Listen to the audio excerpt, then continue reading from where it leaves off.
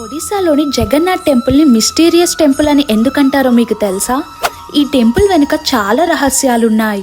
ఈ టెంపుల్ పైనున్న flag wind వచ్చే డైరెక్షన్ నుంచి కాకుండా ఆపోజిట్ డైరెక్షన్లో ఎగురుతుందంట. టెంపుల్ కన్స్ట్రక్షన్ ఎంత యాక్యురేట్గా చేశారంటే టెంపుల్కి ఎలాంటి షాడో రాదు. అంతేకాకుండా టెంపుల్లో చాలా సైలెంట్గా ఉంటుందంట. బయట ఎంత నాయిస్ ఉన్నా టెంపుల్లోకి రాదు. ఇంకా గుడిపై నుంచి ఎటువంటి హెలికాప్టర్స్ కానీ ఏరోప్లేన్స్ కానీ వెళ్ళవు. ఈవెన్ బర్డ్స్ కూడా టెంపుల్ పైనుంచి ఎగరవు.